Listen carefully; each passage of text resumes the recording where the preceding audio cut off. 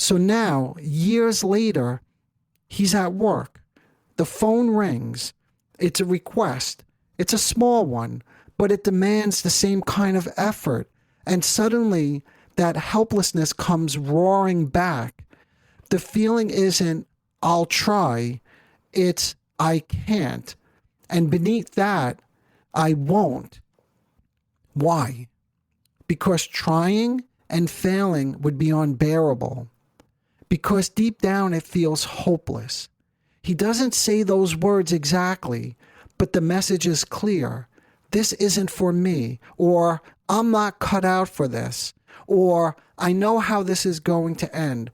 Now you have to keep in mind, none of this, maybe some of this, but most of this is not conscious. What is conscious? Do you remember? He's enraged. That's what you see on the surface.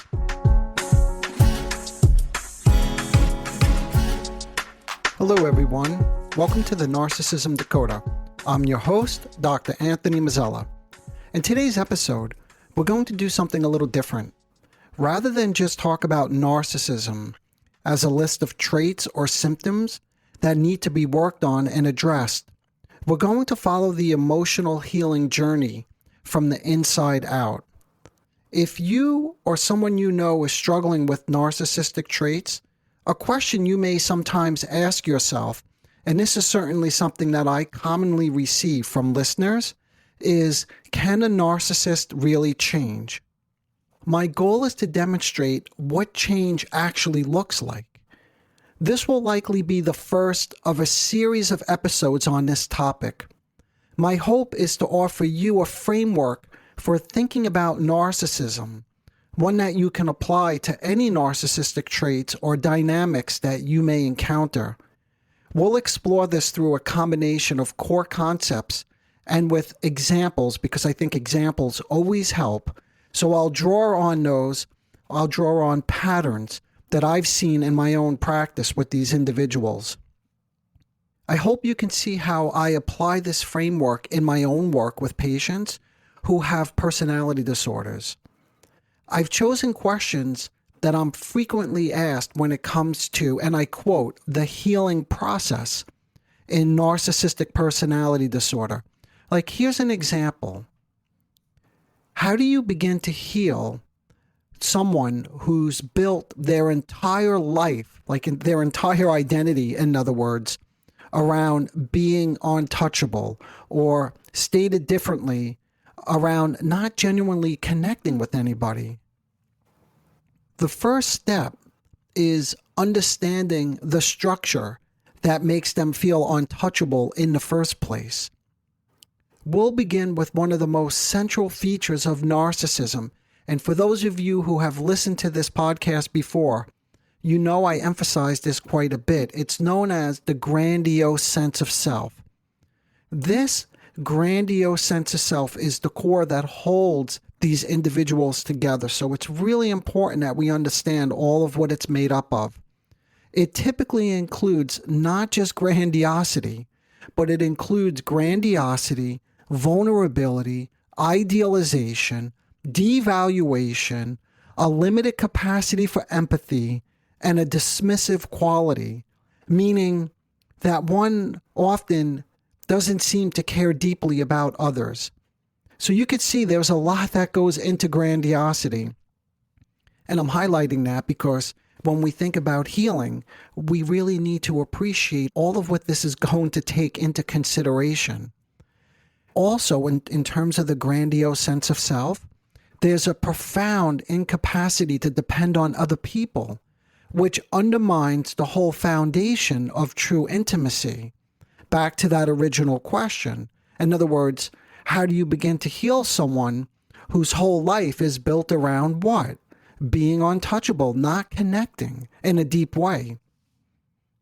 The grandiose sense of self functions like a protective shield, holding the entire personality together. It's not just a trait, and this is what I really want to emphasize. It's a defensive structure propped up by psychic retreats, splitting, projection, and withdrawal from real emotional connection. these mechanisms all work together to protect the vulnerable inner self from feelings of what? Shame, dependency, envy, loss, and inadequacy. And that's just to name a few, because we don't really know what it's protecting against until we start to dismantle it. That's the whole point of it, isn't it?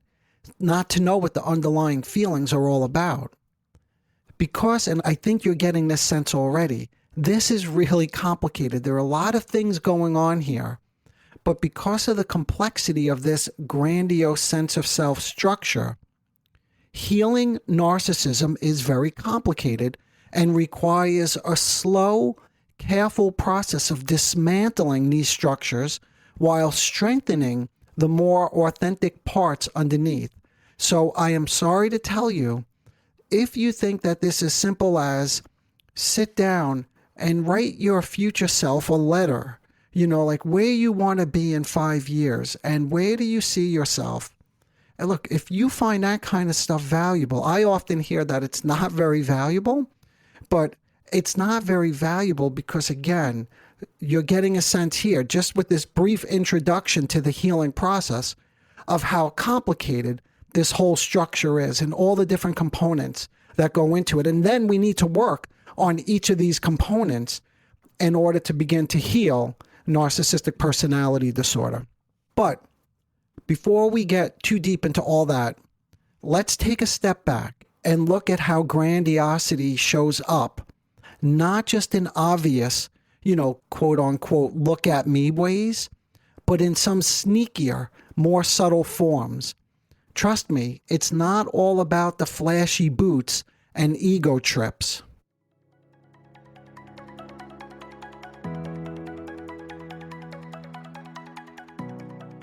Okay, let's go to a question here. We're thinking about grandiosity, and the question is it always obvious? Or can it show up in more subtle ways? You already know the obvious ways grandiosity tends to present itself, right? Boastfulness, arrogance, a sense of superiority, beauty, self-importance, or the constant need to be the center of attention. You've typically heard this, like the narcissistic supplies, that they need the supplies, they need the attention. And these are the traits we often associate with narcissism. It can also present as anger, aggressivity, such as the need to control others. As you can imagine, there's the superiority, and that's the grandiosity. Before we get into the more subtle ways grandiosity can show up, let's walk through a real-life example, what it can look like in action, and how you might start to make sense of it or respond to it differently, in case this isn't somebody that you know. I'm juggling two things here. I'm juggling someone who recognizes these traits within themselves and someone who recognizes them in a partner or a loved one, and then how do you respond to it? So let's start with a basic but very powerful example, one that often comes up when working with or trying to relate to someone who may have narcissistic traits and or borderline pathology. Imagine a man who becomes flooded with rage from receiving a phone call at work, especially if the call includes a request or a suggestion that he do something. Now, again, you could fill in the blank here. You could imagine any scenario where either you or somebody you know easily becomes triggered and acts in an aggressive or angry way. On the surface, it might seem like an overreaction, but we have to wonder what's happening internally, right? That's the first question. And we have to assume it's far more complicated. In other words, it has to be more complicated to warrant this sort of reaction. So back to this gentleman. He's someone who never developed the capacity to mediate his experience. The moment his emotional arousal begins to rise, it doesn't get metabolized. In other words, it transforms almost immediately into an aggressive state, right? So there's no space. There's no space for what? Reflection or modulation. Instead, he gets swept up in what we could call an affect storm. The immediate goal is to help someone like this. And again, if this is you, recognizing this in yourself, your immediate goal is to do what? To begin to calm down that affect storm so the intense feelings could settle into a basic mood, something that you could sit with, think about, and even begin to express in words. Now, with this fellow, what we see instead is he lives in a near constant state of emotional escalation, rarely, if ever, at peace or at rest.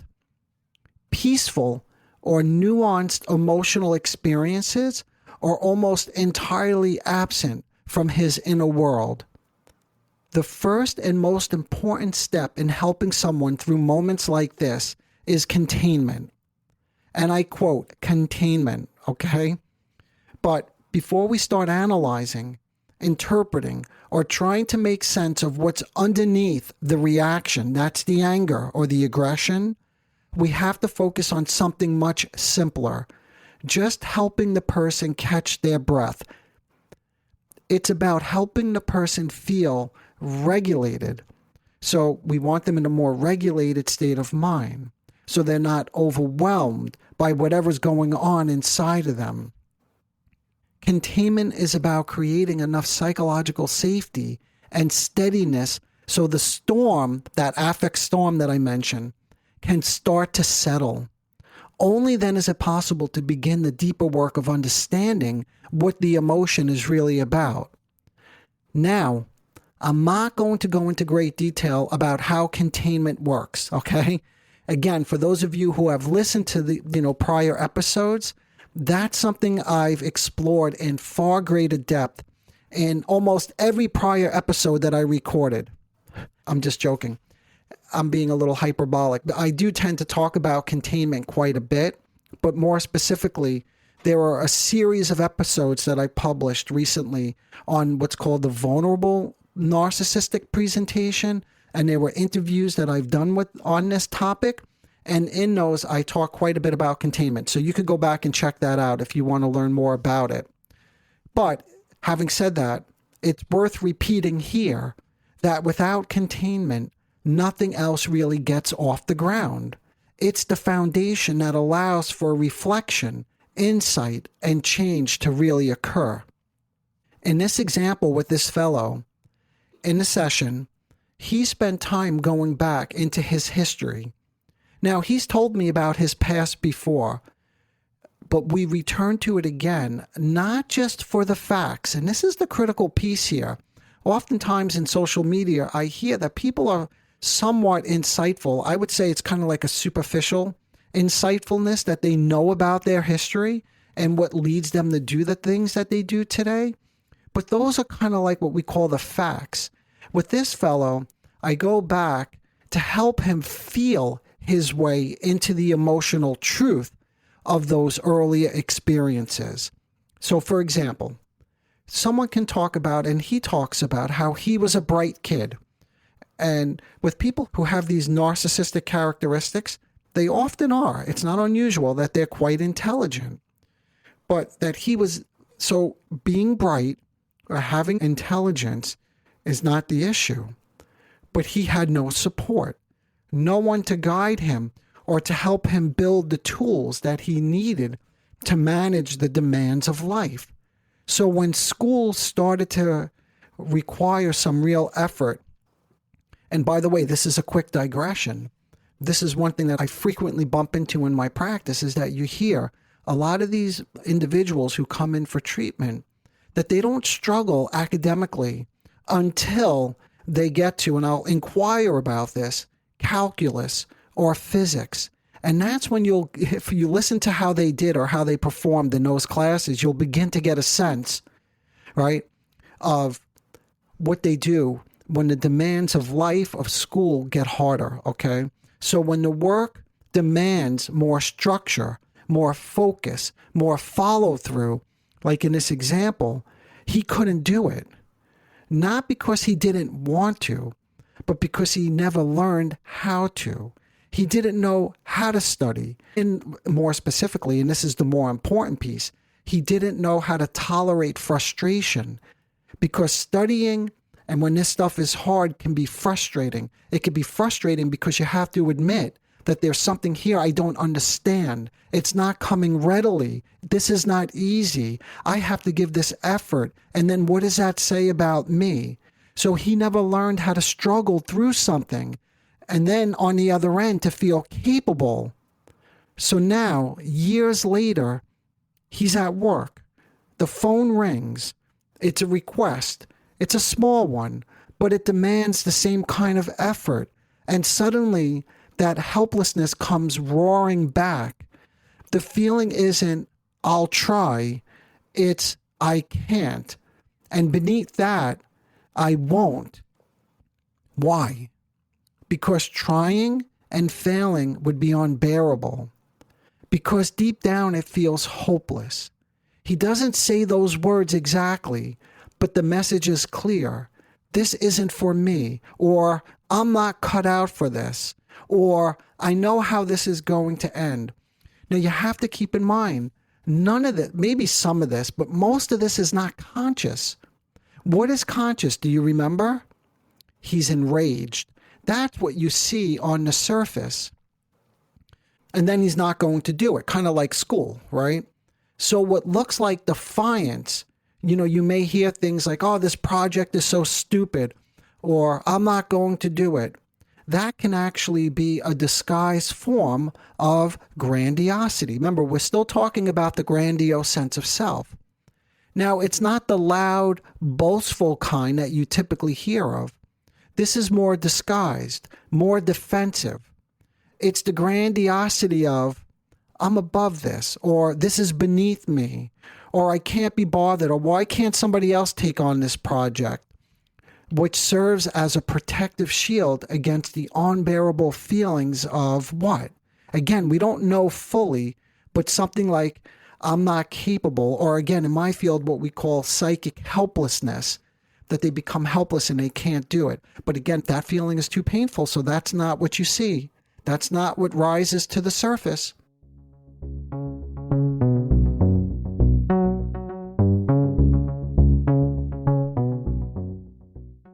So now, what about the more subtle forms of grandiosity? Remember, I said they're overt, and you've heard of covert before.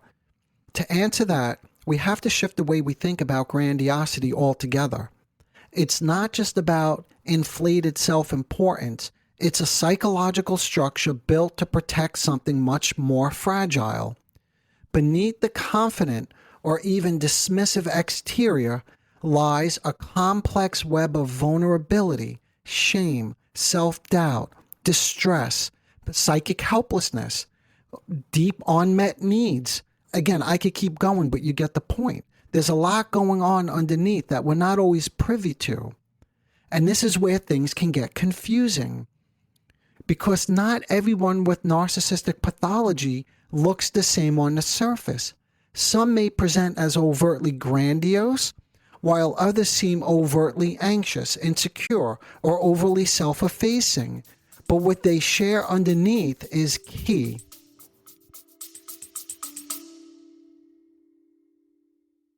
I'm David Coe, CEO of Calm, a proud dad and the son of Korean immigrants.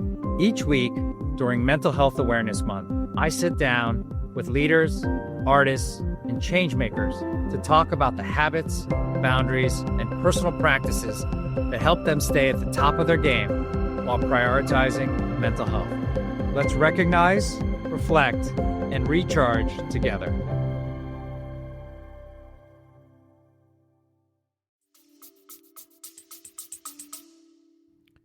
Although grandiose or vulnerable features may dominate at the initial presentation, in those with narcissistic pathology, grandiosity and vulnerability almost always coexist. They operate in a dynamic, shifting relationship, one rising to the surface as the other gets pushed down. And yes, it is true, one predominates, but again, I want to emphasize they are both always there. For those of you who have listened to earlier episodes, think of the example here of Tony Soprano. For those of you who haven't heard it, go back. I think I went into detail in the episode where I was interviewed by Mac and Phil, Dimming the Gaslight. But if you think of Tony Soprano, overt grandiosity, right? Intimidating others. This is what you see on the outside, but underneath, when he was forced to leave his home, his wife kicked him out or he left, he demonstrated moments of being very fragile and desperate. So what does this have to do with healing, right? Because this episode and this series that I think I'm going to put together for you is about what it really requires to heal NPD. The major goal of a psychodynamic-based approach is to promote self-reflection and integration. Because what are we talking about here? We're talking about two very different things that need to come together. That means helping the person become aware of and bring together these highly contradictory and often distorted internal representations, right? Again, think of Tony. Internal representations just means what? The way one sees oneself as omnipotent, in control, aggressive, right? Superior, etc., or deflated, needy, clingy. So we have to bring these, and they're both distorted, right? Because they're both extreme positions. So the goal is to bring those internal representations together. The idealized and the devalued images, not just of you or of others, but of their self as well. And you see this frequently. The guy who's like the CEO of a company, in control, and then he, something goes wrong, he comes home and he's in bed, for the rest of the night, or he needs to drink every night. Now, anyway, the goal is integration. And if you're still a little bit confused or this seems a little fuzzy to you, don't worry. I'm going to give another example in a moment, okay? We'll pull all this together before we wrap up. When these split off, there's the splitting, when these split off parts remain unintegrated, they drive so many of the painful and confusing patterns we see in narcissistic functioning, such as what? Unstable relationships and intense reactivity to feedback, constructive criticism, or even a basic work request to take care of a project like that example that we're following. All of these areas become quite problematic when you have these split off parts that are not integrated.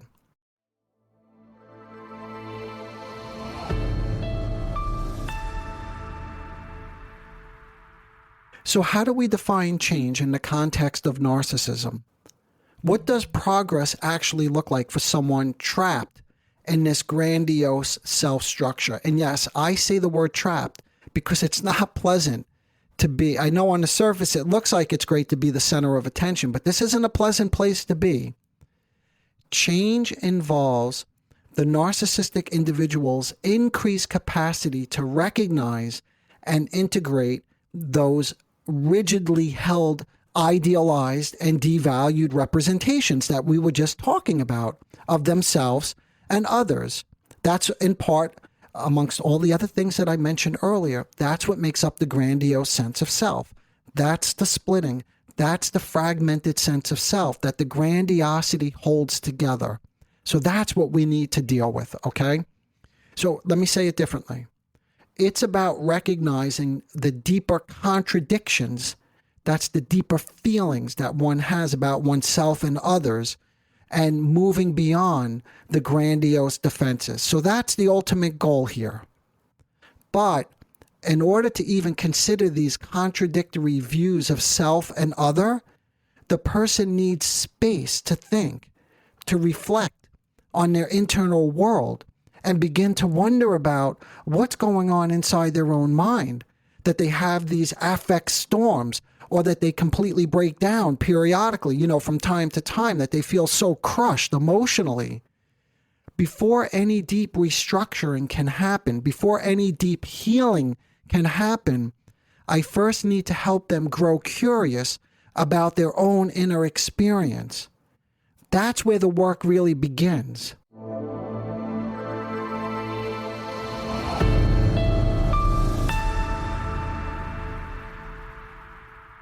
Okay, let me give this quick example. A patient might say, She didn't text me back. I just know that she's done with me.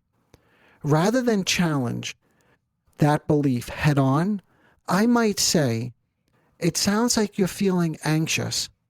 Period. I don't say period, by the way, but I'm emphasizing that to you because that is the intervention. It sounds like you're feeling anxious. Or that sounds very disappointing. Period. Now, what am I doing there? Let me say, if I do that and then I stop right there, but I have their attention and they begin to calm down, I may also add at that moment, it sounds like you're feeling anxious and rejected. Can we pause and think about whether there might be other possibilities? In other words, you see what I did here? I added the word rejection. He's not talking about feeling rejected, right? Well, he's not saying that word directly, but he is saying it because he said, I know she's done with me. So I'm going just a little bit beyond what he actually reported. But then you notice something else I did. In this very simple intervention, I said, can we think about whether or not there might be other possibilities? In other words, other possibilities as compared to, I know she's done with me.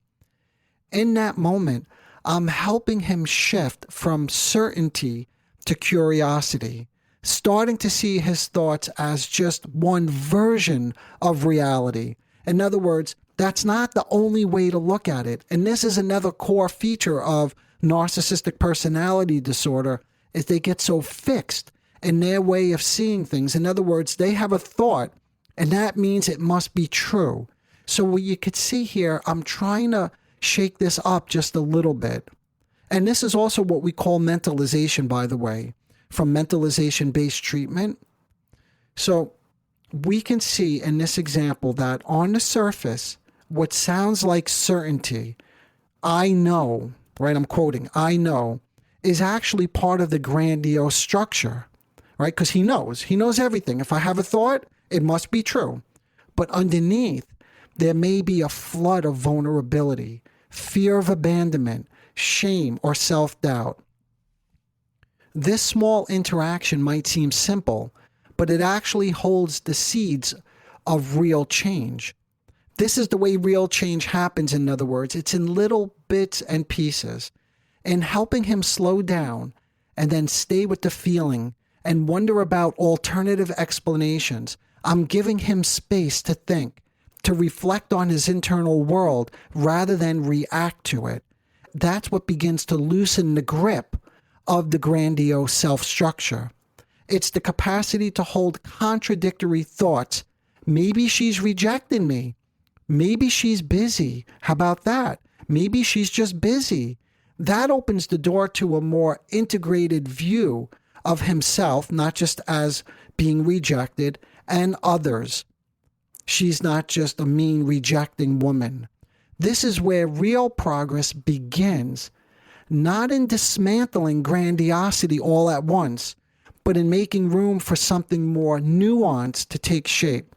So that's the beginning of it. Okay, in the next episode, I'm going to talk a little bit more about this example that I just started with. And we'll also tackle the question about how do we help someone navigate the tension, right, between these two extremes? Remember, the grandiosity and the more vulnerable side of the self, the more authentic, we could even say, side of the self. And we'll also return to the man. Again, this guy who blew up at this work call, we have to talk about that a bit more because I want to flush that out. All right, as always, if I said anything that confused you, or if you like to see this series of episodes going in a direction that you find would be helpful, shoot me an email. I always love hearing from you. Okay, until next time, bye for now.